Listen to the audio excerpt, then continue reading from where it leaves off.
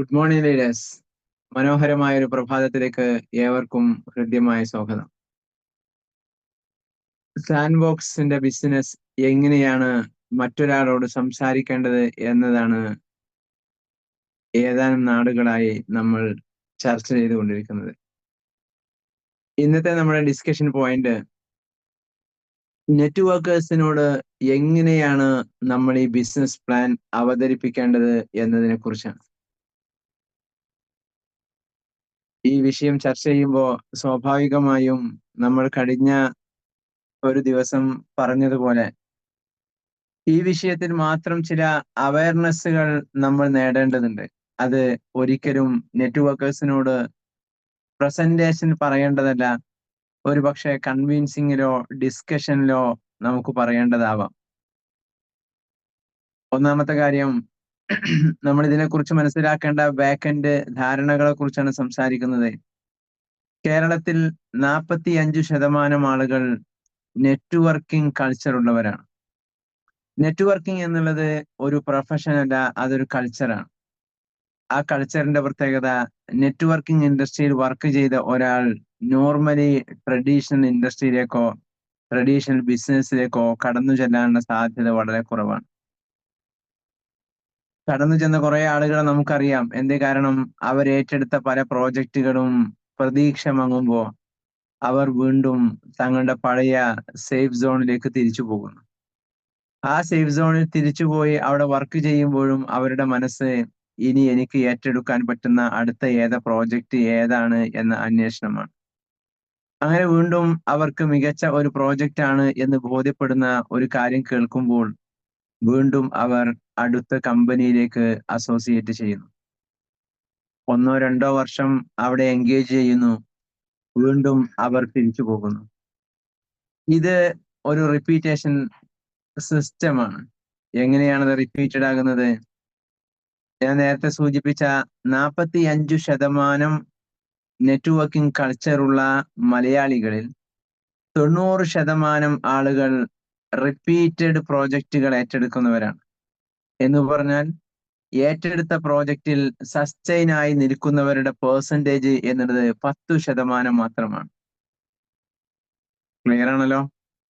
Networking കൾച്ചറുള്ള ആളുകളിൽ 10% മാത്രമേ ഏറ്റെടുത്ത പ്രോജക്റ്റിൽ സസ്റ്റൈൻ ആയി നിലനിൽക്കുന്നുള്ളൂ. 2 കാരണങ്ങൾ കൊണ്ടാണ്. ഒന്നാമത്തേത്, 10% ആളുകൾക്ക് മാത്രമേ അതിൽ നിന്ന് പ്രതീക്ഷിച്ച ഏണിംഗ് ക്രിയേറ്റ് ചെയ്യാൻ പറ്റുന്നുള്ളൂ. രണ്ടാമത്തേത്, ഓരോ സിസ്റ്റവും വരുമ്പോൾ അവർ അസോസിയേറ്റ് ചെയ്യുമ്പോൾ അക്കരെ പച്ച എന്ന് കേൾക്കുന്നത് പോലെ അടുത്തത് വരുന്നത് ഇതിനേക്കാൾ മികച്ച പ്ലാൻ ആണ് എന്ന് തോന്നുമ്പോൾ അവർ അവിടെ നിന്ന് എക്സിറ്റ് ആയി അടുത്തതിലേക്ക് പോകുന്നു.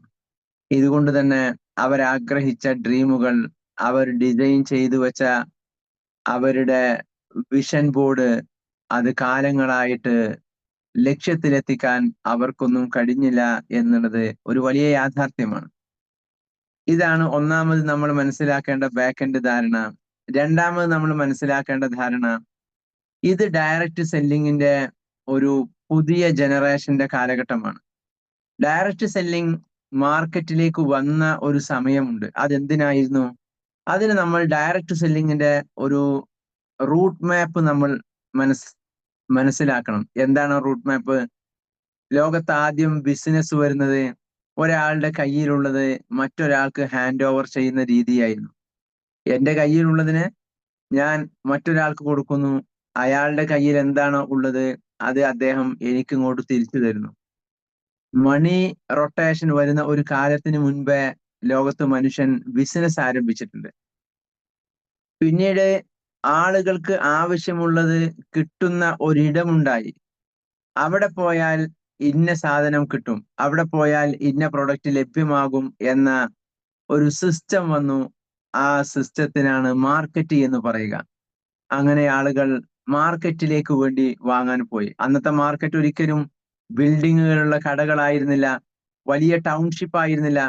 ഒഴിഞ്ഞ ഇടത്ത് ആളുകൾ ഇലക്ട്രിസിറ്റിയും കാര്യങ്ങളും ഒക്കെ വരുന്നതിന് മുൻപ് ആളുകൾ പരസ്പരം കൂടിച്ചേരാനും കാറ്റുകൊള്ളാനും സംസാരിക്കാനും വേണ്ടി കൂടിയിരിക്കുന്ന സ്ഥലങ്ങൾ പണ്ട് മാർക്കറ്റുകളായി മാറി. പഴയ കാലത്തെ ചരിത്രം എടുത്ത് പരിശോധിച്ച് നോക്കിയാൽ മാർക്കറ്റുകൾ വന്നിരുന്നത് ആളുകൾ കൂടുന്ന കുന്നിൻ ചെരിവുകളിലും ഒഴിഞ്ഞ ഇടങ്ങളിലും ഗ്രൗണ്ടിന്റെ ഓരങ്ങളും ഒക്കെയായിരുന്നു പഴയ കാലത്ത് മാർക്കറ്റ്.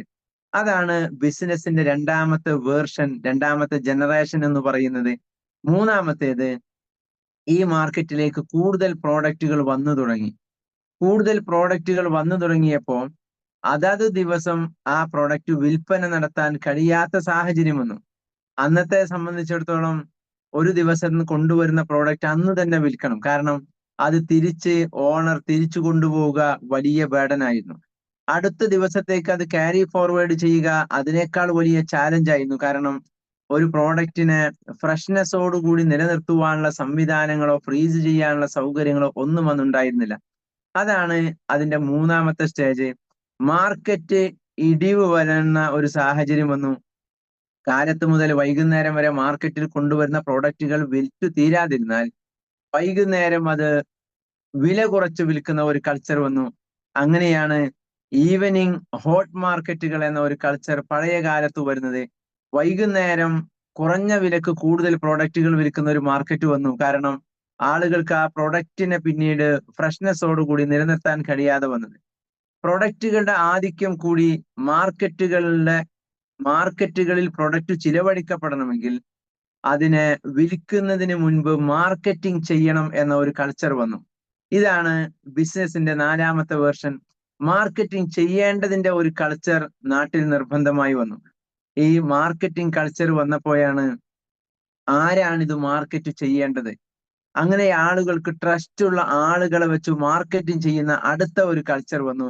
ആ കൾച്ചറാണ് ബ്രാൻഡിങ് എന്നുള്ളത്. ക്ലിയർ ആണല്ലോ സുധീർ സാർ? ആ കൾച്ചറാണ് ബ്രാൻഡിങ് എന്നുള്ളത്. 1000 രൂപയുടെ പ്രൊഡക്റ്റ് 5 കോടി കൊടുത്ത് ഒരാളോട് ബ്രാൻഡ് ചെയ്യിപ്പിക്കുമ്പോൾ സ്വാഭാവികമായും ആ പ്രൊഡക്റ്റ് 2500 വിൽക്കേണ്ടി വരുന്നു. കാരണം ബ്രാൻഡിങ് പ്ലസ് മാർക്കറ്റിംഗ് കോസ്റ്റ് ആ പ്രൊഡക്റ്റ് കോസ്റ്റിനേക്കാൾ കൂടുതലാണ്. അതാണ് ബിസിനസിന്റെ അഞ്ചാമത്തെ stage. Branding plus marketing cost product കോസ്റ്റിനേക്കാൾ കൂടുതലാണ്. അവിടെയാണ് കസ്റ്റമറിലേക്ക് അതുവരെ ഉണ്ടായിരുന്ന മാർക്കറ്റിന്റെ കോമ്പറ്റീഷൻ ആരിൽ മാത്രം അവസാനിച്ചിരുന്നു? പ്രൊഡക്റ്റിന്റെ ഓണറിൽ മാത്രം അവസാനിച്ചിരുന്നു. എന്നാൽ ബ്രാൻഡിങ് പ്ലസ് മാർക്കറ്റിംഗ് കോസ്റ്റ് അതിന്റെ ബേർഡൻ കസ്റ്റമർ അനുഭവിക്കേണ്ട ഒരു ഘട്ടം വന്നു. കാരണം ഈ വില കൂടുതൽ നൽകേണ്ട ബാധ്യത 5ഓ 6ഓ കാറ്റഗറിയിലെ ആളുകളുടെ ഹാൻഡ് ഓവറിങ്ങിലൂടെയാണ് ഒരു പ്രൊഡക്റ്റ് ഒരു കസ്റ്റമറിലേക്ക് എത്തുന്നത് എങ്കിലും ഇവർക്ക് മുഴുവനുള്ള ലാഭം കൊടുക്കേണ്ടി വരുന്ന ഒരു ഉത്തരവാദിത്തം ആരിലേക്ക് വന്നു? കസ്റ്റമറിലേക്ക് വന്നു. അത് 2 കാരണങ്ങൾ കൊണ്ടാണ്. ഒന്നാമത്തേത് ബ്രാൻഡിങ് പ്ലസ് മാർക്കറ്റിംഗ് വന്നപ്പോൾ, രണ്ടാമത്തേത് പ്രൊഡക്റ്റ് ഉണ്ടാക്കുന്നവൻ തന്നെ അത് മാർക്കറ്റിൽ പോയി വിൽപ്പന നടത്തുന്ന സിസ്റ്റം ആയിരുന്നു പഴയ കാലത്ത്. എന്നാൽ പിന്നീട് പ്രൊഡക്റ്റ് ഉണ്ടാക്കുന്നവൻ ഒരുത്തൻ, അത് പ്രൊഡക്റ്റ് ഓണിൽ നിന്ന് വാങ്ങുന്നവൻ മറ്റൊരുത്തൻ, അത് B2Bയിൽ ഹോൾസെയിൽ മാർക്കറ്റിൽ കൊണ്ടുവരുന്ന മീഡിയേറ്റർ മൂന്നാമതൊരുത്തൻ, B2Bയിൽ അത് റീറ്റെയിൽ മാർക്കറ്റുകാർക്ക് വിൽക്കുന്നത് നാലാമതൊരാൾ, അത് കസ്റ്റമറിലേക്ക് എൻഡ് കസ്റ്റമറിലേക്ക് വിൽക്കുന്നത് അഞ്ചാമതൊരാൾ. ഈ 5 ലേഡർ ഇതിനിടയിൽ കയറി വന്നു.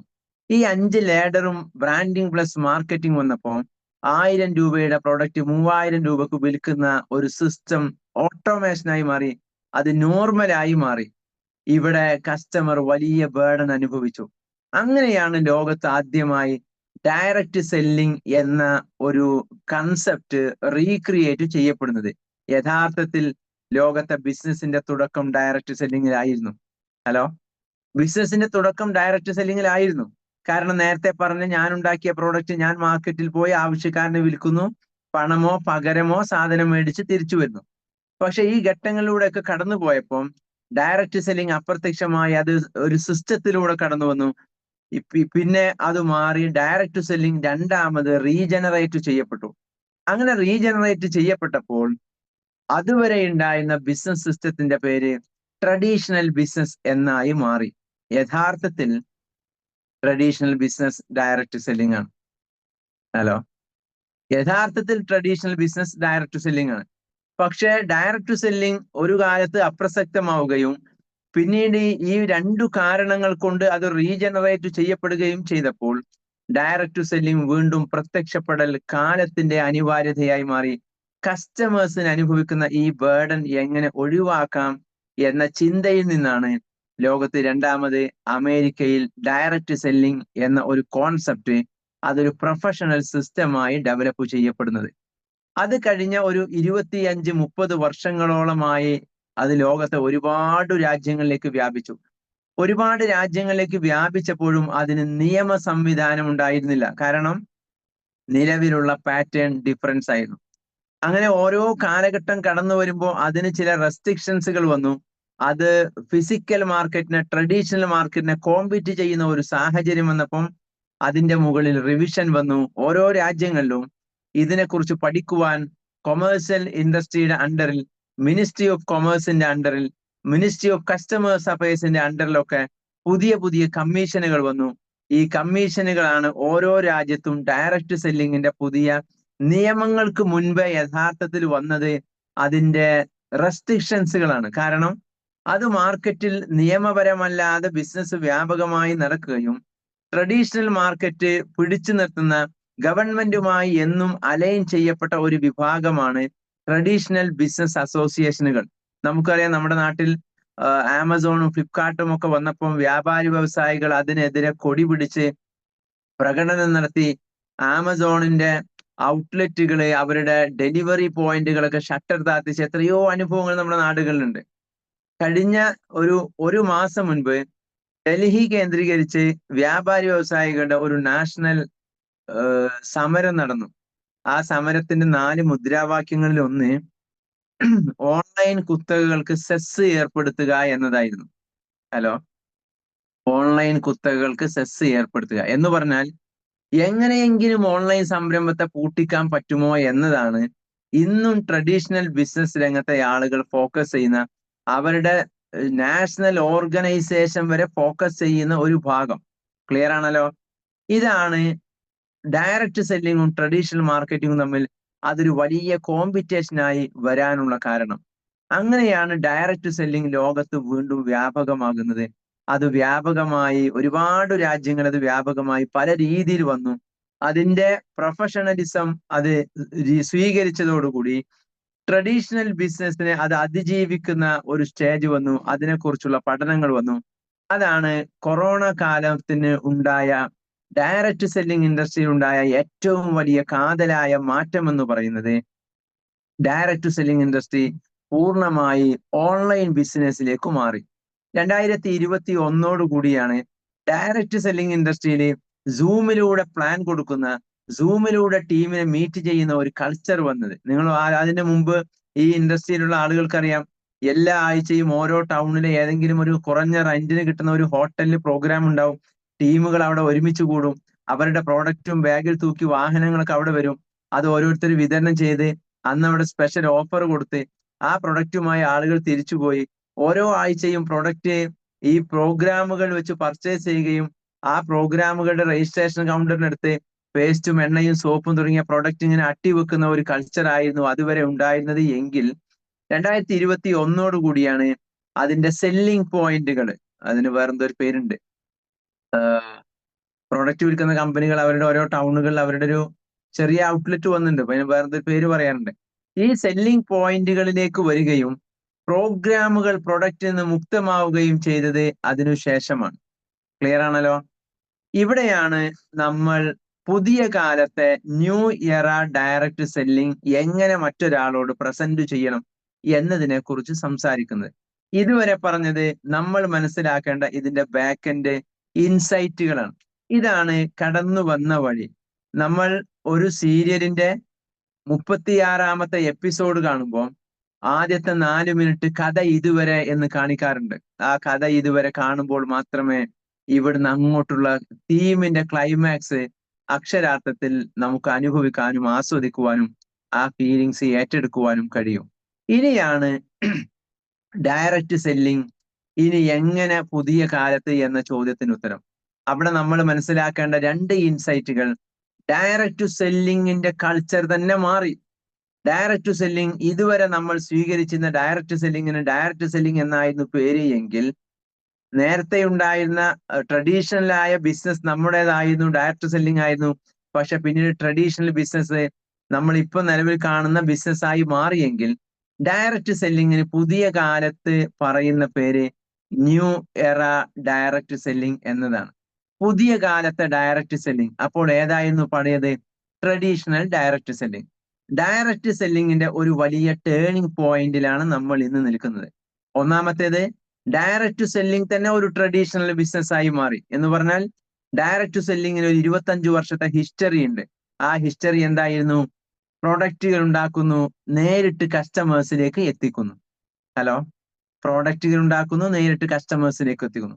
അതിന് രണ്ട് കോമ്പറ്റീഷൻ നിലവിലും. എന്തിനാണ് ഡയറക്റ്റ് സെല്ലിംഗ് കൊണ്ടുവന്നത്? ഒന്ന്, ബ്രാൻഡിങ് പ്ലസ് മാർക്കറ്റിംഗ് കോസ്റ്റ് കസ്റ്റമറിലേക്ക് ഒരു ബാധ്യതയായി വരുന്നു. ക്ലിയർ ആണല്ലോ? പ്രധാനപ്പെട്ട പ്രശ്നം അതായിരുന്നു. ഇത് ഒഴിവാക്കാനാണ് ഡയറക്റ്റ് സെല്ലിംഗ് വന്നത്. രണ്ടാമത്തേത്, ഡയറക്റ്റ് ട്രഡീഷണൽ മാർക്കറ്റിൽ ഒരുപാട് കോമ്പറ്റീഷൻ ഉണ്ടായിരുന്നു. ആ കോമ്പറ്റീഷനെ മറികടന്നുകൊണ്ട് ഡയറക്റ്റ് ആയിട്ട് പ്രൊഡക്റ്റ് കസ്റ്റമറിലേക്ക് എത്തിക്കുക എന്നതാണ്. ഇന്നത്തെ മാർക്കറ്റ് നോക്കുക. ഇന്ന് ഏറ്റവും കൂടുതൽ മാർക്കറ്റ് കോമ്പിറ്റന്റ് ആയി നിൽക്കുന്നത് ട്രഡീഷണൽ മാർക്കറ്റിനെക്കാളും ഡയറക്റ്റ് സെല്ലിംഗ് ഇൻഡസ്ട്രിയിലാണ്. ശരിയാണോ അല്ലയോ? ഡയറക്റ്റ് സെല്ലിംഗ് ഇൻഡസ്ട്രി ഇന്ന് അത്രമാത്രം പരസ്പരം കോമ്പിറ്റന്റ് ആണ്. ഒരു വീട്ടിലേക്ക് ഒരാൾ ഒരു പ്രൊഡക്റ്റുമായി ചെന്നാൽ ആ വീട്ടുകാരി കൺഫ്യൂഷനിലാണ്. കഴിഞ്ഞ ആഴ്ച മറ്റൊരു കസിൻ അവരുടെ ചില പ്രോഡക്റ്റും BV പോയിന്റുമായി വന്നു പോയിട്ടേ ഉള്ളൂ. ഇപ്പൊ പുതിയ ആള് വന്നു, ഇനി അടുത്തൊരാള് പരസ്യം വിട്ടുകൊടുത്തതുണ്ട്, ആൾക്ക് വരാൻ സമയം കിട്ടിയിട്ടില്ല. ആരുടെ പ്രോഡക്റ്റ് വാങ്ങണം എന്ന കൺഫ്യൂഷനിലാണ് ഇന്ന് ഓരോ വീട്ടമ്മമാരും ഉള്ളത്, ഓരോ വ്യക്തികളും ഉള്ളത്.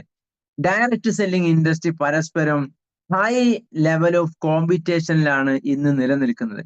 അതാണ് ഇന്ന് ഡയറക്റ്റ് സെല്ലിംഗ് കമ്മ്യൂണിറ്റി അനുഭവിക്കുന്ന ഏറ്റവും വലിയ കോമ്പറ്റീഷൻ.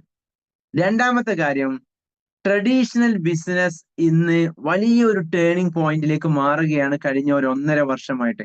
എന്താണ് ടേണിംഗ് പോയിന്റ്? ബ്രാൻഡിങ് എന്നുള്ളത് എടുത്തു മാറ്റപ്പെട്ടുകൊണ്ടിരിക്കുന്നു. ഹലോ, ഇന്ന് നമ്മൾ ബ്രാൻഡ് അംബാസിഡേഴ്സിനെ ഒക്കെ കേരളത്തിലും ഇന്ത്യയിലും ഒക്കെ കാണുന്നുണ്ട് എങ്കിലും ലോകത്തെ നമ്പർ 1 കമ്പനികൾ നിങ്ങൾ എടുത്തു നോക്കുക. ഫോർ എക്സാമ്പിൾ ടെസ്ല, ഏതൊക്കെയാണോ ടോപ്പ് ലെവൽ കമ്പനി ഉള്ളത്, ആ കമ്പനികളുടെ പുതിയ പ്രോഡക്റ്റും പുതിയ ലോഞ്ചിങ്ങും അതിന്റെ ഓണേഴ്സ് നേരിട്ട് വന്ന് അവതരിപ്പിക്കുകയാണ്. അവർ പുതിയ ഒരു ബ്രാൻഡ് അംബാസഡേഴ്സിനെ ഇന്ന് വെക്കുന്നില്ല. അതിന്റെ കാരണം, ട്രഡീഷണൽ ബിസിനസ്സിൽ ആരാണ് ഈ ബിസിനസ് ചെയ്യുന്നത് എന്ന് പ്രസക്തമായിരുന്നില്ല. എന്താണ് പ്രോഡക്റ്റ് എന്നത് മാത്രമായിരുന്നു പ്രസക്തി. എന്നാൽ ഇന്നത്തെ ട്രഡീഷണൽ ബിസിനസ് അനുഭവിക്കുന്ന ക്രൈസിസ്, ഏതൊരാളും ഒരു ബ്രാൻഡായി മാറേണ്ടത് ആവശ്യകതയായി മാറി. ഇത് ഏത് പ്രോഡക്റ്റ് ആണ് എന്നതിനേക്കാൾ ചോദ്യം ഇതാരുടെ പ്രോഡക്റ്റ് ആണ് എന്നതാണ് പുതിയ കാലത്തെ ട്രഡീഷണൽ ബിസിനസ് അനുഭവിക്കുന്ന ക്രൈസിസ്. അതുകൊണ്ട് തന്നെ ആർക്കാണ് കൂടുതൽ ബിസിനസ് കിട്ടുന്നത്? ഏത് ബിസിനസ്സുകാരന്റെ മുഖമാണോ പബ്ലിക് കാണുന്നത്, അവർക്ക് മാത്രമാണ് ബിസിനസ് കിട്ടുന്നത്. ഹലോ, ഏത് ബിസിനസ്സുകാരന്റെ മുഖമാണോ പബ്ലിക് കാണുന്നത്, അവരുടെ ബിസിനസ് ആണ് ഏറ്റവും കൂടുതൽ മാർക്കറ്റിൽ ബൂം ചെയ്യപ്പെടുന്നത്. അതിന്റെ കാരണം, ട്രഡീഷണൽ ബിസിനസ്സിലെ ബ്രാൻഡിങ് എന്ന കൾച്ചർ അപ്രസക്തമാകുന്നു. ബിസിനസ് ഓണർ ബ്രാൻഡ് അംബാസഡറായി മാറൽ നിർബന്ധമായി വരുന്നു. അവിടെ എന്താണ് നിർബന്ധമുള്ളത്? നിങ്ങൾ നോക്കൂ, കഴിഞ്ഞ ഒരു 2 വർഷമായിട്ട് ട്രെയിനിങ് എന്ന ഇൻഡസ്ട്രി ഏറ്റവും വ്യാപകമായി ബൂം ചെയ്തുകൊണ്ടിരിക്കുകയാണ്. അതിന്റെ കാരണം, ബിസിനസ് ഓണേഴ്സ് പെർഫോമറായി മാറൽ നിർബന്ധമായി, ബിസിനസ് ഓണേഴ്സ് ബ്രാൻഡായി മാറൽ നിർബന്ധമായി, ബിസിനസ് ഓണേഴ്സ് ബിസിനസിനെ പുതിയ കാലത്തിനനുസരിച്ച് പഠിക്കൽ നിർബന്ധമായി. അതുകൊണ്ട് തന്നെ ട്രെയിനിങ് ഇൻഡസ്ട്രി വളരെ വലിയ സാധ്യതകളിലേക്ക് വളർന്നു വന്നു. അതുതന്നെയാണ് നമ്മുടെ ചില USP ആയിട്ട് വരും നാളുകൾ നമുക്ക് കടന്നു വരുന്നത്. എനിവേ, നമുക്ക് നെറ്റ്വർക്കേഴ്സിനോട് ഈ ബിസിനസ് പറയുമ്പോൾ നമ്മൾ ഫോക്കസ് ചെയ്യേണ്ട പ്രധാനപ്പെട്ട 3 പോയിന്റുകളാണ് ഇന്ന് സംസാരിക്കുന്നത്. ഇതുവരെ നമ്മൾ സംസാരിച്ചത് ഇതിന്റെ ബാക്ക് എൻഡുകളായിരുന്നു. ഈ മുഴുവൻ കാര്യങ്ങളും മുൻനിർത്തിയോ അത് ഇൻട്രോ ആയി പറഞ്ഞോ വേണം നമ്മൾ നെറ്റ്വർക്കേഴ്സ് ആദ്യം അവർ നിലവിൽ ചെയ്യുന്നതല്ല പുതിയ കാലത്തെ നെറ്റ്വർക്കിംഗ് എന്ന് നമ്മൾ അവരെ ബോധ്യപ്പെടുത്തിയിട്ട് വേണം നമ്മുടെ ബിസിനസിന്റെ പ്രസന്റേഷൻ അവർ കൊടുക്കാൻ. ഹലോ, നമ്മുടെ ബിസിനസിന്റെ പ്രസന്റേഷൻ അവരുടെ മുൻപിൽ അവതരിപ്പിക്കുന്നതിന് മുൻപ് നിങ്ങൾ ഇപ്പോൾ ചെയ്തുകൊണ്ടിരിക്കുന്നത് ഇന്നത്തെ കൾച്ചറുള്ള നെറ്റ്വർക്കിംഗ് അല്ല. അത് കാലഹരണപ്പെട്ടു പോയി എന്ന് അവരെ ബോധ്യപ്പെടുത്താൻ ആദ്യമേ നമുക്ക് സാധിക്കണം. എന്താണ് പുതിയ കാലത്തെ നെറ്റ്വർക്കിങ്ങിന്റെ കൾച്ചർ?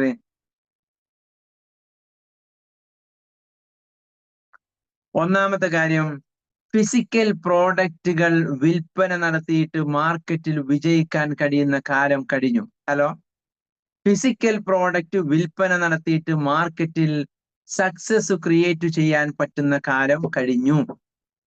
ഇന്നത്തെ സാധ്യത ഡിജിറ്റൽ പ്രോജക്റ്റുകളാണ്. അതാണ് ഒന്നാമത്തെ പോയിന്റ്. ഫിസിക്കൽ പ്രോഡക്റ്റ് ആണ് എങ്കിൽ മറ്റൊരാൾ ഉണ്ടാക്കുന്ന പ്രോഡക്റ്റ് ഞാൻ വിൽക്കുമ്പോൾ എനിക്ക് എന്റേതായ ഒരു USPയും അവിടെ ഇല്ല.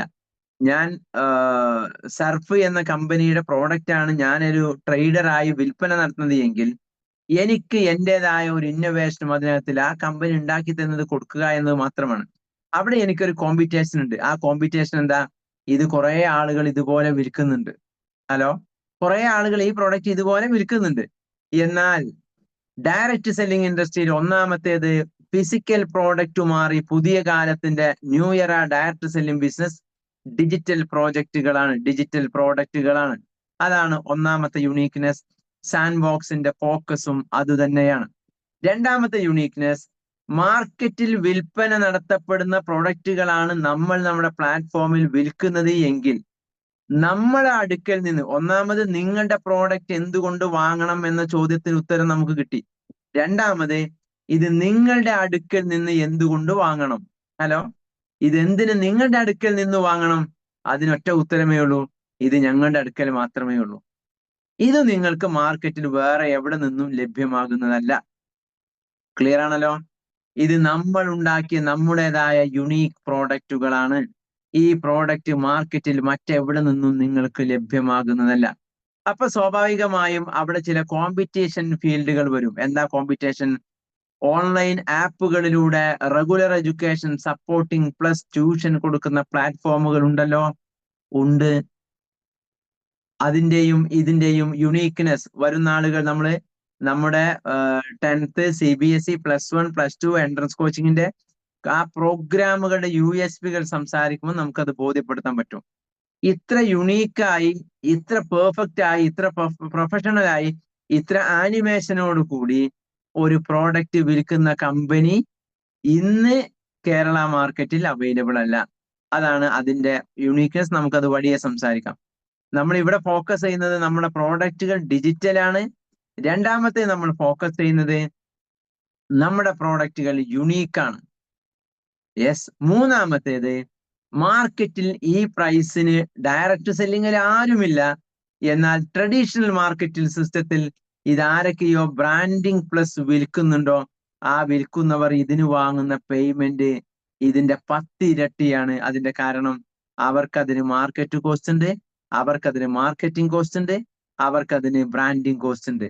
ഈ 3 കോസ്റ്റ് അവർക്ക് അതിലുള്ള സെല്ലിൽ നിന്ന് കിട്ടണമെന്നുണ്ട് എങ്കിൽ തീർച്ചയായും അവർക്ക് ആ വലിയ പേയ്മെന്റ് വാങ്ങേണ്ടതുണ്ട്. നമ്മൾ അത് കൊടുക്കുന്ന ഇത്രയും നല്ല ഒരു പ്രോഡക്റ്റ് 4000 റുപ്പീസിന് ട്രഡീഷണൽ മാർക്കറ്റിൽ ഒരാൾക്കും വിൽക്കാൻ സാധ്യമല്ല. ക്ലിയർ ആണല്ലോ?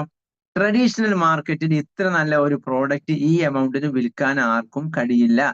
കാരണം അവർക്ക് ഇതിന് വരുന്ന മാർക്കറ്റിംഗ് പ്ലസ് ബ്രാൻഡിംഗ് കോസ്റ്റ് അതിനേക്കാൾ കൂടുതലാണ്. ഹലോ, അറിവിത് മീ? ഇതാണ് നമ്മുടെ സാൻഡ് ബോക്സിന്റെ പ്രത്യേകത. ഇനി എന്തൊക്കെയാണ് നമ്മൾ ഇവരോട് സംസാരിക്കേണ്ടത്? ഒന്നാമത് പറഞ്ഞു, നമ്മുടെ പ്രോഡക്റ്റ്, നമ്മുടെ ബിസിനസ് എന്ന് പറഞ്ഞാൽ ട്രഡീഷണൽ ആയ ഒരു നെറ്റ്വർക്കിംഗ് സിസ്റ്റം അല്ല ഞങ്ങൾ ഫോക്കസ് ചെയ്യുന്നത്. ഇതാണ് ആദ്യം നമ്മൾ അവരെ ബ്രേക്ക് ചെയ്യേണ്ട വിഷയം. നിങ്ങൾ കാലങ്ങളായി ചെയ്തു വരുന്ന ഒരു കൾച്ചർ ഉള്ളതല്ല ഞങ്ങളുടെ ബിസിനസ്. ഇത് പുതിയ കാലത്തിന്റെ ഡയറക്റ്റ് സെല്ലിങ്ങിന്റെ പാറ്റേൺ ആണ്. എന്താ പുതിയ കാലത്തിന്റെ ഡയറക്റ്റ് സെല്ലിംഗ് മറ്റും തമ്മിലുള്ള വ്യത്യാസം? പഴയ കാലത്ത് ആളെ ചേർക്കുക എന്നതായിരുന്നു നെറ്റ്വർക്കിംഗിൽ ഏറ്റവും പ്രധാനം. അവൻ പ്രൊഡക്റ്റ് വാങ്ങിയോ ഉപയോഗിച്ചോ എന്നത് അവിടെ ഫോക്കസ് ചെയ്യല്ല. ഇവിടെ ഫോക്കസ് ചെയ്യപ്പെടുന്നത് ലീഡർഷിപ്പ് ആണ്. ഇവിടുത്തെ ഏറ്റവും പ്രധാനപ്പെട്ട ഫോക്കസ് ലീഡർഷിപ്പ്, ജനറേഷൻ ക്രിയേഷൻ ആണ് ഈ ബിസിനസ്സിനകത്തുകൂടെ നമ്മൾ ഡെവലപ്പ് ചെയ്യുന്നത്. പ്രത്യേകിച്ച് നമ്മുടെ ഇൻഡസ്ട്രി ബിസിനസ് എഡ്യൂക്കേഷൻ ആണ്. എഡ്യൂക്കേഷനിൽ നമ്മൾ എഡ്യൂക്കേറ്റഡ് ആവുക എന്നത് ഏറ്റവും പരമപ്രധാനവുമാണ്. നമ്മൾ നമ്മുടെ കസ്റ്റമേഴ്സിനോട് സംസാരിക്കേണ്ട 3 പോയിന്റ്സുകൾ. ഒന്നാമത്തേത്, നമ്മൾ ഫോക്കസ് ചെയ്യുന്നത് പുതിയ കാലത്തെ ഡയറക്റ്റ് സെല്ലിംഗ് ബിസിനസിന്റെ പാറ്റേണുകളിലൂടെയാണ്. അത് നമുക്ക് വലിയ നാളുകൾ സംസാരിക്കേണ്ടതുണ്ട്. അതിനുവേണ്ടി നമ്മളൊരു കോഴ്സ് തന്നെ ഡിസൈൻ ചെയ്യുന്നുമുണ്ട്. രണ്ടാമത്തേത്, ഫിസിക്കൽ പ്രോഡക്റ്റുകളല്ല, ഡിജിറ്റൽ പ്രോജക്റ്റുകളാണ് നമ്മുടെ പ്രത്യേകത. മൂന്നാമത്തേത്, ഫിസിക്കൽ പ്രോഡക്റ്റുകളാകുമ്പോൾ ഡയറക്റ്റ് സെല്ലിംഗ് ഇൻഡസ്ട്രികൾ അനുഭവിക്കുന്ന ഏറ്റവും വലിയ crisis plus logistics plus delivery എന്ന് നമ്മൾ കാണാറുണ്ടായിരുന്നു. ഹലോ, പ്ലസ് ഡെലിവറി എന്ന ആഡ് ഓൺ നമ്മളെ സംബന്ധിച്ചിടത്തോളം അപ്രസക്തമാണ്. ഒരാൾക്കും നമ്മൾ ഇത് ചുമലിലേറ്റി കൊണ്ടു നടക്കേണ്ട കാര്യമില്ല. ഒരാൾക്കും വാഹനത്തിന്റെ ഡിക്കിലിട്ടത് ഓരോരുത്തരുടെ വീട്ടുപടിക്കൽ എത്തിക്കേണ്ടതില്ല. ഓരോരുത്തരുടെയും വീട്ടിന്റെ സിറ്റ് ഔട്ടിൽ BOP നടത്തി, ഹോം മീറ്റിംഗുകൾ നടത്തി അവിടെ ഇത് എക്സിബിറ്റ് ചെയ്യേണ്ട വിഷയം നമുക്ക് വരുന്നില്ല. നമ്മൾ വിൽക്കുന്നത് ഡിജിറ്റൽ പ്രോഡക്റ്റുകളാണ്. ഒരിക്കലും ഒരു കസ്റ്റമറിനെ നേരിട്ട് ബിസിനസ് പറയാനോ പ്രൊഡക്റ്റ് എക്സ്പീരിയൻസ് ചെയ്യാനോ ആ പ്രൊഡക്റ്റ് അവർക്ക് ഹാൻഡ് ഓവർ ചെയ്യാനോ, ഈ 3 കാര്യത്തിനാണ് ഡയറക്റ്റ് സെല്ലിംഗ് ഇൻഡസ്ട്രി വളരാതിരിക്കാനുള്ള കാരണം. ഒന്നുകൂടി, ഒന്ന് ബിസിനസ് പ്ലാൻ അവരുടെ മുമ്പിൽ അവതരിപ്പിക്കാൻ, ഒന്ന് ആ പ്രൊഡക്റ്റ് എക്സ്പീരിയൻസ് ചെയ്യാൻ, രണ്ടാമത് ആ പ്രൊഡക്റ്റ് അവർക്ക് എത്തിക്കാൻ. ഇതായിരുന്നു ഡയറക്റ്റ് സെല്ലിംഗ് ബിസിനസ് അനുഭവിച്ചിരുന്ന ഏറ്റവും വലിയ ക്രൈസിസ്. കാരണം ഇത് 3നും അവർ കസ്റ്റമറെ പോയി മീറ്റ് ചെയ്യണമായിരുന്നു. ഇന്ന് നമുക്ക് നമ്മുടെ ബിസിനസ് പറയാൻ കസ്റ്റമറെ മീറ്റ് ചെയ്യേണ്ടതില്ല, പ്രൊഡക്റ്റ് എക്സ്പീരിയൻസ് ചെയ്യാൻ മീറ്റ് ചെയ്യേണ്ടതില്ല. നമ്മുടെ മാട്രിക്സിന്റെ ഒക്കെ 3 മൊഡ്യൂളുകൾ നമുക്ക് ഫ്രീ ആയിട്ട് അവൈലബിൾ ആണ്. ആക്ടിവേഷൻ ചെയ്യാത്ത ഒരാൾക്ക് പോലും, ശ്രദ്ധിക്കുക, ആക്ടിവേഷൻ ചെയ്യാത്ത ഒരാൾക്ക് പോലും നമ്മുടെ ആപ്പ് ഡൗൺലോഡ് ചെയ്ത് അതിനകത്തു നിന്ന് മാട്രിക്സിന്റെ ഏറ്റവും നല്ല 3 വീഡിയോ ഏതു സമയത്തും കാണാൻ പറ്റും. അപ്പോൾ ഒരാൾക്ക് നമ്മുടെ കമ്പനിയിൽ അസോസിയേറ്റ് ചെയ്യാത്ത ഒരാൾക്ക് പോലും ഇതിന്റെ പ്രൊഡക്റ്റ് എക്സ്പീരിയൻസ് മറ്റൊരു കസ്റ്റമറിന് കാണിച്ചു കൊടുക്കാൻ പറ്റും. ഇതാർക്ക് വേണ്ടിയിട്ടാ?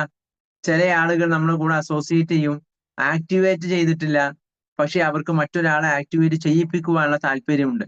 അത്തരം ആളുകൾക്ക് ഫ്രീ ആയിട്ട് ആപ്പ് ഡൗൺലോഡ് ചെയ്യാം, അവർക്ക് 3 മൊഡ്യൂൾ റിപ്പീറ്റ് ചെയ്ത് കാണാം, അവർക്കത് മറ്റു കസ്റ്റമേഴ്സിന് കാണിച്ചു കൊടുക്കുകയും ചെയ്യാം, അവരുടെ മൊബൈലിൽ ആപ്പ് ഡൗൺലോഡ് ചെയ്യിപ്പിക്കുകയും ചെയ്യാം.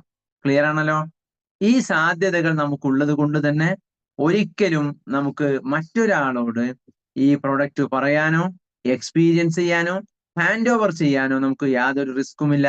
നമുക്കവിടെ ഒരിക്കലും അതുകൊണ്ട് നമുക്ക് ലോജിസ്റ്റിക്സ് ഡെലിവറി കോസ്റ്റ് നമ്മളെ സംബന്ധിച്ചിടത്തോളം ഒരിക്കലും ആവശ്യമായ കാര്യവുമല്ല. അടുത്ത സാൻഡ്ബോക്സിന്റെ പ്രത്യേകതയുള്ളത്, ഒരേ സമയം ബൈനറിയും ലെവൽ ഇൻകം പ്ലാനും ഒരുമിച്ച് വർക്കൗട്ട് ആകുന്ന ഒരു ബിസിനസ് പ്ലാൻ ആണ് നമ്മുടേത്. നിങ്ങൾ ഏത് കമ്പനിയുടെ പ്ലാനുകൾ എടുത്തു നോക്കൂ, ഇത്ര ഇൻകം ജനറേറ്റ് ചെയ്യാൻ പറ്റുന്ന, നിങ്ങൾക്കത് ധൈര്യമായിട്ട് ചലഞ്ച് ചെയ്യാം, ഇത്ര ഇൻകം കുറഞ്ഞ നാളുകൾക്കകം ഇൻകം ജനറേറ്റ് ചെയ്യാൻ പറ്റുന്ന ഒരു പ്ലാനും ഏതെങ്കിലും ഒരു കമ്പനിക്ക് അവതരിപ്പിക്കാൻ പറ്റുമോ എന്ന് ചോദിച്ചാൽ സാധ്യമല്ല. ഫിസിക്കൽ പ്രോഡക്റ്റിലെ കമ്പനികൾക്കും സാധ്യമല്ല. ഒന്നാമത്തെ പ്രത്യേകത അതാണ്. ഡിജിറ്റൽ പ്രോജക്റ്റുകൾ ഉണ്ട്. ഇപ്പൊ ഒരു എക്സാമ്പിൾ, കേരളത്തില് കഴിഞ്ഞൊരു വർഷമായി ട്രെൻഡ് ആയിക്കൊണ്ടിരിക്കുന്ന 1000 ആളുകൾ ജോയിൻ ചെയ്തൊരു കമ്മ്യൂണിറ്റി ഉണ്ട്. ആ കമ്മ്യൂണിറ്റി ഇതുപോലെ ആപ്പാണ് അവർ കൊടുക്കുന്നത്. പക്ഷെ ആ ആപ്പ് മാർക്കറ്റിൽ ഫ്രീ ആയിട്ട് കിട്ടുന്നതാണ്. മാർക്കറ്റിൽ ഫ്രീ ആയിട്ട് കിട്ടുന്ന ആപ്പാണ് 5000 രൂപക്ക് വിൽപ്പന നടത്തുന്നത്. എന്നാൽ നമ്മളെ സംബന്ധിച്ചിടത്തോളം മാർക്കറ്റിൽ നിന്ന് ഒരിക്കലും ഫ്രീ ആയിട്ട് കിട്ടാത്ത ഏറ്റവും യുണീക്കായ ജെന്യൂനായ മാർക്കറ്റിൽ അത്രയും ഡിമാൻഡുള്ള ഒരു പ്രോഡക്റ്റ് ആണ് മാട്രിക്സ് എന്നുള്ളത്. നമ്മൾ കൊടുക്കുന്ന എൻട്രൻസ് കോച്ചിങ് എന്നുള്ളത്, 10th CBSE top level coaching എന്നുള്ളത്, +1 +2 എൻട്രൻസ് വിത്ത് ആനിമേറ്റഡ് വീഡിയോസ് എന്നുള്ളത്. അതുകൊണ്ട് തന്നെ ഇത്ര യുണീക്കായ പ്രോഡക്റ്റുകൾ മറ്റൊരാളുടെ മുമ്പിൽ അവതരിപ്പിക്കുവാൻ മറ്റൊരു പ്ലാറ്റ്ഫോമിനും മറ്റൊരു കമ്മ്യൂണിറ്റിക്കും സാധ്യമല്ല എന്ന കോൺഫിഡൻസ് ആണ് ഈ ബിസിനസ് പ്ലാൻ പ്രസന്റ് ചെയ്യുമ്പോൾ നമുക്കുണ്ടാവേണ്ടത്. നെറ്റ്വർക്കേഴ്സിനോട് പറയുമ്പോൾ നമ്മൾ പറഞ്ഞ് അവസാനിപ്പിക്കേണ്ടതും ഇതാണ്. ഇതുവരെ നിങ്ങൾ നെറ്റ്വർക്കിംഗ് കമ്മ്യൂണിറ്റിയിലെ 90% ആളുകൾ റിപ്പീറ്റ് ചെയ്ത് പുതിയ പുതിയ പ്രോജക്റ്റുകൾ ഏറ്റെടുക്കുന്ന കൾച്ചർ ആയിരുന്നു. നെറ്റ്വർക്കേഴ്സ് പഴയ സൗഹൃദങ്ങൾ വീണ്ടും കണ്ട് പുതുക്കുമ്പോൾ ചോദിക്കുന്ന ചോദ്യം എന്താണെന്നറിയാം? ഇപ്പൊ ഏത് കോൺസെപ്റ്റാ ചെയ്യുന്നത് എന്നാണ്. എന്ന് പറഞ്ഞാൽ 1 വർഷം മുമ്പ് കണ്ടപ്പോ ചെയ്ത് ഇപ്പൊ എന്തായാലും ചെയ്യാൻ സാധ്യതയില്ല എന്നതാണ് അതിന്റെ അർത്ഥം. എന്നാൽ നിങ്ങൾക്ക് ഒരിക്കലും ഈ കോൺസെപ്റ്റ് നിന്ന് മാറേണ്ടതില്ലാത്ത രീതിയിൽ ഡിജിറ്റലായ പ്രോജക്റ്റുകൾ ഏറ്റവും മനോഹരമായി ഏതു കാലത്തും, കാരണം നമ്മൾ നിലവിലുള്ള പ്രോഡക്റ്റുമായിട്ടല്ല, ഇനി അടുത്ത് നമുക്ക് വരുന്നത് ഇതിനേക്കാൾ ട്രെൻഡിയായ AI ഇന്റഗ്രേറ്റഡ് ആയ, അതോടൊപ്പം AI തന്നെ കോഴ്സുകൾ അടക്കം കൊണ്ടുവരാവുന്ന ഏറ്റവും മികച്ച നിങ്ങൾ നമ്മുടെ ആപ്പിന്റെ ഫ്രണ്ട് പേജ് കാണുമ്പോൾ മനസ്സിലാവും, ഒരുപാട് ഡിപ്പാർട്ട്മെന്റുകളുടെ ഫ്രണ്ട് കാണുന്നുണ്ട്. അതൊക്കെ എന്താ, വരും കാലങ്ങളിൽ നമുക്ക് കൊണ്ടുവരാനുള്ള പുതിയ കോഴ്സുകളുടെ കാറ്റഗറൈസേഷൻ ആണ്. ഈ ഡിപ്പാർട്ട്മെന്റുകളിലൊക്കെ പുതിയ കോഴ്സുകൾ കൊണ്ടുവരാൻ കഴിയുന്ന അത്രയും പ്രോഡക്റ്റുകൾ അതിനകത്തുണ്ടായാലും നമുക്കത് യാതൊരു ബേർഡനുമില്ലാത്ത, അത് മുഴുവൻ ഒരിക്കലും നമ്മൾ പർച്ചേസ് ചെയ്യേണ്ടതില്ലാത്ത. ശ്രദ്ധിക്കണേ, എനിക്ക് മറ്റൊരാൾക്ക് എന്റെ കമ്പനിയിൽ 10 പ്രോഡക്റ്റ് ഉണ്ട് എങ്കിൽ എന്റെ കയ്യിൽ അത് 10ഉം വേണം അവർക്ക് എക്സ്പീരിയൻസ് ചെയ്യിപ്പിക്കാൻ. എന്നാൽ ഇതിനകത്തുള്ള ഇപ്പോഴുള്ള 7 കോഴ്സുകളിൽ നിങ്ങൾ 1 മാത്രമേ ആക്ടിവേറ്റ് ചെയ്തിട്ടുള്ളൂ. എന്നാൽ ബാക്കി 6ഉം നിങ്ങൾക്ക് നിങ്ങൾ ആക്ടിവേറ്റ് ചെയ്യാതെ കസ്റ്റമേഴ്സിന് മുമ്പിൽ അവതരിപ്പിക്കുവാൻ കഴിയും. ക്ലിയർ ആണല്ലോ? നിങ്ങൾ ആക്ടിവേറ്റ് ചെയ്യുന്നത് മാട്രിക്സ് ആണ്. നമ്മളുടെ മുമ്പിലുള്ള ഒരു കസ്റ്റമർ 10th CBSE ആണ്, അവരുടെ റിക്വയർമെന്റ് അതാണ് എങ്കിൽ നമ്മളത് ആക്ടിവേറ്റ് ചെയ്യാതെ തന്നെ അവന് ഇതിന്റെ മൊഡ്യൂളുകൾ കാണിച്ചു കൊടുക്കുവാനുള്ള അവസരം നമ്മുടെ പ്ലാറ്റ്ഫോം, നമ്മുടെ ആപ്പ് നമുക്ക് നൽകുന്നു. അതാണ്, ഒരിക്കലും നമ്മളിത് മുഴുവൻ പർച്ചേസ് ചെയ്യാതെ നമുക്കിത് വിൽപ്പന നടത്തുവാനുള്ള അവസരം നമ്മുടെ മുമ്പിലുണ്ട്. ഇത്രയും മനോഹരമായ ഒരു സംവിധാനം ഡയറക്റ്റ് സെല്ലിംഗ് ഇൻഡസ്ട്രിയിൽ ഇത് ഫസ്റ്റ് ടൈം. ആ സാധ്യതയാണ് നമ്മൾ ഇവിടെ ഉപയോഗപ്പെടുത്തേണ്ടത്. ഒരു ഇൻഡസ്ട്രിയിൽ ഏതൊരു വിഭാഗമാണോ ഒരു പുതിയ കോൺസെപ്റ്റുമായി ആദ്യം വരുന്നത്, അവർക്ക് അവിടെ ഉണ്ടാകാവുന്ന ഒരു ബൂമിംഗ് ഓപ്പർച്യൂണിറ്റി എന്നുള്ളത് നമുക്ക് കണക്ക് കൂട്ടാൻ കഴിയാത്ത, പ്രഡിക്റ്റ് ചെയ്യാൻ കഴിയാത്ത അത്രയും വലിയ സാധ്യതയാണ്. അതുകൊണ്ട് ട്രഡീഷണലായി നിങ്ങൾ ചെയ്യുന്ന ട്രഡീഷണൽ നെറ്റ്വർക്ക് മാർക്കറ്റിംഗ് അല്ല ഞങ്ങളുടേത്, മറിച്ച് ഇത് പുതിയ കാലത്തിന്റെ ഡയറക്റ്റ് സെല്ലിംഗ് കോൺസെപ്റ്റ് ആണ്. അവിടെ ഞങ്ങൾ ഫോക്കസ് ചെയ്യുന്നത് ഫിസിക്കൽ പ്രോഡക്റ്റുകളല്ല, ഡിജിറ്റൽ കോൺസെപ്റ്റുകളാണ്. അതൊരിക്കലും വിറ്റാൽ തീരുന്ന പ്രോഡക്റ്റുകളല്ല. അതുകൊണ്ട് തന്നെ അതിന് ഡെലിവറി കോസ്റ്റ് ഇല്ല, അതിന് ലോജിസ്റ്റിക്സ് എക്സ്പെൻസുകൾ കാര്യങ്ങൾ വരുന്നില്ല. കസ്റ്റമറെ മീറ്റ് ചെയ്യാനോ, കസ്റ്റമർക്ക് എക്സ്പീരിയൻസ് ചെയ്യാനോ, കസ്റ്റമർക്ക് ഡെലിവറി ചെയ്യാനോ നമ്മൾ ഒരിക്കലും യാത്ര പോവേണ്ടതില്ല. ഇങ്ങനെയൊക്കെ ചെയ്യാൻ പറ്റുന്ന, വീട്ടിൽ വെച്ച് ചെയ്യാൻ പറ്റുന്ന, മറ്റു ജോലികൾക്കിടയിൽ ചെയ്യാൻ പറ്റുന്ന, സോഷ്യൽ മീഡിയയിൽ ഫുൾ ടൈം എൻഗേജ് ആവുന്ന നമ്മളെ സംബന്ധിച്ചിടത്തോളം നമ്മൾ അറിയാതെ ഇൻകം ജനറേറ്റ് ആകുന്ന ഏറ്റവും വലിയ ഓപ്പർച്യൂണിറ്റിയാണിത്. ഇനി മറ്റൊന്നു കൂടി പറയാം, നമ്മളൊരു നെറ്റ്വർക്കറെ പോയി മീറ്റ് ചെയ്യുമ്പോൾ, ഓ ഞാൻ 3 കൊല്ലം പണിയെടുത്തിട്ട് ഇപ്പോഴാണ് ഒരു ഇൻകത്തിലേക്ക് എത്തിയത്, ഇനിയിപ്പോ ഞാൻ അതിന് എക്സിറ്റ് ആവുക എന്ന് പറഞ്ഞാൽ, അത്തരം ആളുകൾക്ക് അതിൽ നിന്ന് എക്സിറ്റ് ആവാതെ അസോസിയേറ്റ് ചെയ്യാൻ പറ്റുന്ന പ്രോജക്റ്റ് ആണ് നമ്മുടേത്. കാരണം ഇതൊരു ആഡ് ഓൺ ഓപ്ഷൻ ആണ്. സ്വാഭാവികമായും 6 മാസം കൊണ്ട് അയാൾ അതിൽ നിന്ന് നമ്മളോട് പറയാതെ എക്സിറ്റ് ആവുമെന്നുള്ളതിൽ യാതൊരു സംശയവുമില്ല. കാരണം ഫിസിക്കൽ പ്രോഡക്റ്റ് വിൽക്കുന്ന ഒരാൾ 3 വർഷമായി കഠിനാധ്വാനം ചെയ്തിട്ടും മാസം 15,000 ഒപ്പിക്കാൻ കഴിയാത്ത എത്രയോ നെറ്റ്വർക്കേഴ്സ് ഉണ്ട്. കാരണം അതത് മാസത്തെ അവരുടെ സെയിൽസ് റേഷ്യോ വെച്ചിട്ടാണ് അവരുടെ പലരുടെയും പ്രോഫിറ്റ് നിലനിൽക്കുന്നത്. പക്ഷെ നമ്മളെ സംബന്ധിച്ചിടത്തോളം ഒരു അൺപ്രഡിക്റ്റബിൾ ആയ ബിസിനസ് ജനറേറ്റ് ചെയ്യപ്പെടുവാനും നമുക്ക് കണക്ക് കൂട്ടാൻ കഴിയാത്ത ഇൻകം ജനറേറ്റ് ചെയ്യുവാനും സാധ്യമാകുന്ന ഏറ്റവും മികച്ച അവസരമാണ് സാൻഡ് ബോക്സ് കമ്മ്യൂണിറ്റി നമുക്ക് നൽകുന്നത്. നമ്മൾ എത്രത്തോളം വേഗതയിൽ ഇതിന്റെ ഭാഗമാകുന്നു, പ്രത്യേകിച്ച് ഇത് ഫെബ്രുവരി മാസമാണ്. സ്റ്റഡി ലീവ് പ്രധാനപ്പെട്ട എക്സാം എഴുതുന്ന, ടേണിംഗ് പോയിന്റ് എക്സാമുകൾ എഴുതുന്ന 10th +1 +2 സ്റ്റുഡൻസിനെ സംബന്ധിച്ചിടത്തോളം അവരേറ്റവും കൂടുതൽ പഠനത്തിന് ഫോക്കസ് ചെയ്യുന്ന ഒരു ടൈമാണ് ഈ സമയം എന്നത്. അതുകൊണ്ട് ഈ ടൈമിൽ നമ്മൾ അവർക്ക് അതിനു വേണ്ടി നമ്മൾ ഡെഡിക്കേറ്റ് ചെയ്യാൻ തയ്യാറാണോ? നമ്മുടെ കോണ്ടാക്റ്റില്, നമ്മുടെ നെയ്ബേഴ്സിന്, റിലേറ്റീവ്സിലൊക്കെയുള്ള സ്റ്റുഡൻസിന്, നമ്മുടെ കോണ്ടാക്റ്റിലുള്ള ടീച്ചേഴ്സിന് അവർ ത്രൂ അവരുടെ സ്ഥാപനങ്ങളിലേക്ക് ഈസി ആയിട്ട് നമുക്ക് കടന്നു ചെല്ലാൻ കഴിയുന്ന എന്തെങ്കിലും ഒരു സൊല്യൂഷൻ ഉണ്ടോ? എന്റെ കുട്ടി പഠിക്കുകയാണ്, 10th ആണ്, ബാക്കി എല്ലാ സബ്ജക്റ്റിലും കോൺഫിഡൻസ് ഉണ്ട്, മാത്സിന്റെ കാര്യം മാത്രം വലിയ ക്രൈസിസിലാണ് എന്ന് നെടുവീർപ്പെടുന്ന രക്ഷിതാക്കളുടെ മുമ്പിലേക്ക് നമ്മൾ ഇത് ഇട്ടുകൊടുത്താൽ മതി. ആ ഇട്ടുകൊടുത്താൽ അവരത് ഏറ്റെടുക്കാൻ റെഡിയാണ്. നമ്മൾ കണ്ടിട്ടില്ല, ഈ കുളത്തിലൊക്കെ എന്തെങ്കിലും ചെറിയ ബ്രെഡിന്റെ കഷ്ണം ഇട്ടാല് മീനുകൾ ഇങ്ങനെ കൂട്ടമായി തിളച്ചു വരുന്നു. അതുപോലെ രക്ഷിതാക്കൾ ഏറ്റെടുക്കുന്ന ഏറ്റവും നല്ല ടൈമാണ് ഫെബ്രുവരി മാസം. മാർച്ചിൽ അവർ എക്സാമിലേക്ക് ഫോക്കസ് ചെയ്ത് പോയി. മാർച്ചിൽ കുട്ടികളെ ഫോക്കസ് ചെയ്ത് നമുക്ക് ബിസിനസ് ചെയ്യാൻ കഴിഞ്ഞോളണമെന്നില്ല. പക്ഷെ ഫെബ്രുവരി അതിന്റെ ഏറ്റവും ബെസ്റ്റ് ടൈമാണ്. ഫ്രം ടുഡേ 25 ഡേയ്സ്, ഇവിടുന്ന് അങ്ങോട്ടുള്ള 25 ദിവസം സ്റ്റുഡൻസിനെയും പാരന്റ്സിനെയും ഫോക്കസ് ചെയ്ത് ബിസിനസ് ചെയ്യാവുന്ന ഏറ്റവും ഐഡിയൽ ടൈമാണ്. ആ സമയത്ത് മനോഹരമായി ഉപയോഗപ്പെടുത്തുക. Okay, thank you all.